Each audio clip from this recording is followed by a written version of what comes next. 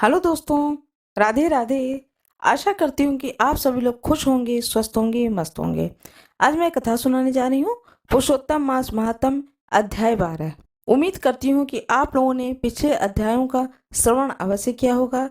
जिन लोगों ने नहीं श्रवण किया है वह गुरु कृपा चैनल पर जाएं और कृपया पिछले अध्याय की कथाओं का श्रवण अवश्य करें। पुरुषोत्तम मास महात्म्य कथा का श्रवण करना चाहिए। इससे अश्वमेघ के बराबर पुण्य के फल की प्राप्ति होती है। और यह कथा जिनको मैं सुना रही हूँ, पुरुषोत्तम मास की कथा जिन्हें आप श्रवण कर रहे हैं, यह अब आपको सुनने को मिलेगा अगले 3 वर्ष के बाद। इसलिए इस कथा का श्रवण अवश्य करें। ये जो कथा है यह बहुत ही सुंदर कथा है और इसका महत्व भी बहुत ज्यादा बढ़ जाता है। पुरुषोत्तम मास महात्म, अध्याय 12। नारद जी बोले, जब भगवान शंकर चले गए तब प्रभु उस बाला ने शोक कर क्या किया, सो मुझे विनीत को धर्म सिद्धि के लिए कहिए। श्री नारायण बोले, इस प्रकार राजा युधिष्ठिर ने भगवान कृष्ण से जो पूछा था सो भगवान ने राजा के प्रति जो कहा सो हम तुमसे कहते हैं। श्री कृष्ण बोले, हे राजन, इस प्रकार जब शिव जी चले गए तब वह बाला प्रभावित हो गई और लंबी श्वास लेती हुई बड़ी डरी हुई वह कृशोदरी अश्रुपात पूर्वक रोने लगी। हृदय अग्नि से उठी हुई ज्वाला से जलते हुए अंग वाली वह तपस्विनी कन्या वन अग्नि में जले हुए पत्ते वाली लता की तरह हो गई। दुख और ईर्ष्या को प्राप्त उस कन्या का बहुत समय व्यतीत हो गया। जिस प्रकार चूहे के बिल में घुसकर आक्रमण करके सर्प उसे वश में कर लेता है, उसी प्रकार उपयुक्त शोचनीय अवस्था को प्राप्त उस तपस्विनी बाला पर उस प्रभु काल ने आक्रमण कर उसे वश में कर लिया। वर्षा ऋतु में मेघ घिराए, आकाश में बिजली चमककर जैसे नष्ट हो जाती है, उसी प्रकार तपस्या से जले हुए पाप वाली वह कन्या अपने आश्रम में मर गई। उसी समय धार्मिक यज्ञसेन नामक राजा ने बड़ी सामग्रियों से युक्त उत्तम यज्ञ किया। उस यज्ञ कुंड से सुवर्ण के समान कांति वाली एक लड़की उत्पन्न हुई। वही कुमारी द्रुपद राज की कन्या के नाम से संसार में विख्यात हुई। पहले जो मेधावी ऋषि की कन्या थी वही सब लोकों में द्रौपदी नाम से प्रसिद्ध हुई।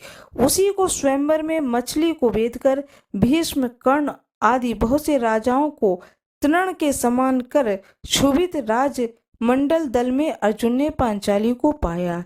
हे मुने, वही द्रौपदी दुष्ट दुशासन द्वारा बाल पकड़कर खींची गई और उसे हृदय विदीर्ण करने वाले वचन सुनाए। पुरुषोत्तम की अवहेलना करने के कारण मैंने भी उसकी उपेक्षा की। जब वह मेरे स्नेह में करके मेरा नाम बराबर लेकर रोने लगी, हे दामोदर, हे दया सिंधु, हे कृष्ण, हे जगतपते, हे रमानाथ, हे केशव, हे क्लेशनाथ, हे मेरे पिता, हे मेरे भाई, हे मेरे भातगण, हे सहेली, हे बहन, हे भांजे, बंधु, इष्ट, पति आदि कोई भी है, हे ऋषिकेश, मेरे तो आप ही सब कुछ हैं। हे गोविंद, हे गोपिकानाथ, हे दीन बंधु, हे दयानिधि, दुशासन के आक्रमण से की गई मुझे क्या आप नहीं जानते हैं? यद्यपि पहली पुकार से मैंने उसकी ओर ध्यान नहीं दिया था, पर जब दुशासन से पराभूत होकर उसने मेरा पुनः स्मरण किया तब गरुड़ पर चढ़ शीघ्र वहां पहुंच गया। मैंने, हे राजन, उसे बहुत से वस्त्रों से परिपूर्ण कर दिया। सदा मेरे में स्नेह करने वाले मैं हूँ प्राण जिनके, ऐसी सदा मेरे भजन में परायण मेरी अत्यंत प्रिया सती सखी मुझको प्राणों के समान होने पर भी पुरुषोत्तम की अवहेलना करने के कारण उसकी उपेक्षा करनी पड़ी। पुरुषोत्तम का तिरस्कार करने वालों का मैं पतन कर देता हूँ। हे पुरुषोत्तम, मुनियों और देवताओं से भी सेव्य है, फिर समस्त कामनाओं को देने वाला यह पुरुषोत्तम मनुष्यों द्वारा सेवनीय है। अतः आगामी पुरुषोत्तम की आराधना करो। 14 वर्ष के संपूर्ण होने पर तुम्हारा कल्याण होगा। हे पांडुनंदन, जिन पुरुषों ने द्रौपदी के बादलों को खींचते हुए देखा है, हे महाराजा, उनकी स्त्रियों के अलकों को मैं क्रोध से काटूंगा। दुर्योधन आदि राजाओं को यमराज के भवन को पहुंचाऊंगा। बाद में तुम समस्त शत्रुओं का नाश कर राजा होगे। न मेरे को लक्ष्मी प्रिय, न मेरे को बलभद्र जी प्रिय, और न वैसे ही मेरे को देवी देवकी, न प्रद्युम्न, न सात्यकी प्रिय हैं। जैसे मेरे को भक्त प्रिय हैं, वैसे कोई प्रिय नहीं है। जिसने मेरे भक्त को पीड़ित किया, उसको मैं सदा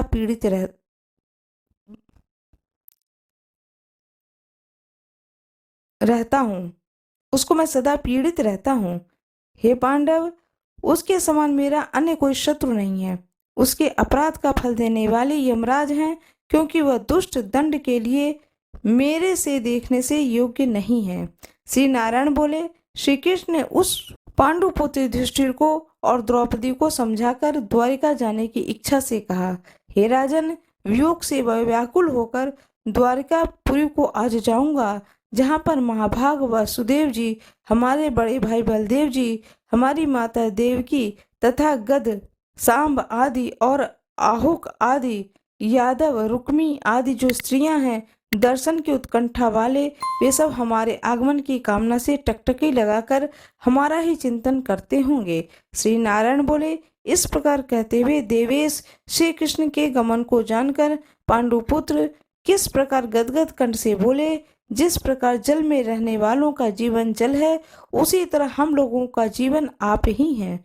हे जनार्दन, थोड़े ही दिनों के बाद फिर दर्शन हो। पांडवों के नाथ हरि और तीनों लोकों में दूसरा कोई नहीं है। इस प्रकार सामने ही सब लोग कहते हैं, अतः हम लोगों की हमेशा रक्षा करें। हे जगदीश्वर, हम लोग आपके हैं, भूलिएगा नहीं। हम लोगों के चित्त रूपी भ्रमणों का जीवन आपका चरण कमल ही है। आप ही हमारे आधार हैं, इससे बारंबार हम सब प्रार्थना करते हैं। इन पांडुपुत्रों के निरंतर इस तरह कहते रहने पर श्री कृष्ण प्रेमानंद में मग्न होकर धीरे धीरे रथ पर सवार होकर पीछे चलने वाले पांडुपुत्रों को लौटाकर द्वारिकापुरी को गए। श्री नारायण बोले, इसके बाद श्री द्वारिकानाथ श्री कृष्णचंद्र के द्वारिकापुरी जाने पर राजा युधिष्ठिर अपने छोटे भाइयों के साथ तप करते हुए तीर्थों में भ्रमण को गए। हे ब्राह्मण, नारद भगवान के लिए प्रिय पुरुषोत्तम मास में मन लगाकर श्री कृष्ण के वचनों का स्मरण करते हुए अपने छोटे भाइयों से तथा द्रौपदी से राजा युधिष्ठिर बोले, ओहो, पुरुषोत्तम मास में होने वाले अत्यंत उग्र पुरुषोत्तम का महात्म्य सुना है। पुरुषोत्तम भगवान के पूजन के लिए बिना सुख किस तरह मिलेगा। इस भारतवर्ष में वह धन्य है, वह पूज्य है, वही श्रेष्ठ है जो अनेकों प्रकार के नियमों से पुरुषोत्तम भगवान का पूजा अर्चना किया करते हैं। इस तरह समस्त तीर्थों में भ्रमण करते हुए पांडुपुत्र पुरुषोत्तम मास के आने पर विधि पूर्वक व्रत करने लगे। हे मुने नारद, व्रत के अंत में 14 वर्ष के पूर्ण होने पर श्री कृष्ण भगवान की कृपा से अतुल निष्कंटक राज्य को प्राप्त किए। पूर्व काल में सूर्यवंश में होने वाला दृढ़धनवा नाम का एक राजा पुरुषोत्तम मास के सेवन से बड़ी लक्ष्मी पुत्र पौत्र का सुख, अनेक प्रकार के भोगों को भोग कर योगियों को भी दुर्लभ जो भगवान का बैकुंठ लोक है, वहां गया। हे मुनिश्रेष्ठ, हे नारद, इस पुरुषोत्तम मास के अतुल महात्म्य को करोड़ों कल्प समय मिलने पर भी मैं कहने को समर्थ नहीं हूँ। सूत जी बोले, हे विप्रलोक, पुरुषोत्तम मास का महात्म्य कृष्ण द्वैपायन व्यास जी से मैंने सुना, तथापि कहने का जो मैं समर्थ नहीं हूँ। इस पुरुषोत्तम मास के अखिल महात्म्य को स्वयं नारायण जानते हैं, यह साक्षात बैकुंठवासी हरि भगवान जानते हैं। परंतु ब्रह्मा आदि देवताओं से नमस्कार किए जाने वाले चरण पीठ जिनके, ऐसे गोलोकनाथ श्री कृष्णचंद्र जी भी अपनाए हुए हैं, पुरुषोत्तम मास का संपूर्ण महात्म्य नहीं जानते हैं, तो मनुष्य कहाँ से जान सकता है। इति बृहद नारदीय पुराणे पुरुषोत्तम मास महात्म्य 12वां अध्याय। जय जय श्री राधे। आशा करती हूँ कि आप लोगों को मेरा ये वीडियो पसंद आया होगा। इस वक्त मुझे आप लोगों के सपोर्ट की बहुत ज़रूरत है। बिना आप लोगों के सपोर्ट के मेरा यह चैनल आगे नहीं बढ़ सकता है। इसे कृपया मुझे सपोर्ट करें। कृपया मेरे वीडियो को लाइक कर दें, चैनल को सब्सक्राइब कर दें, कमेंट बॉक्स में राधे राधे अवश्य लिख दें। धन्यवाद।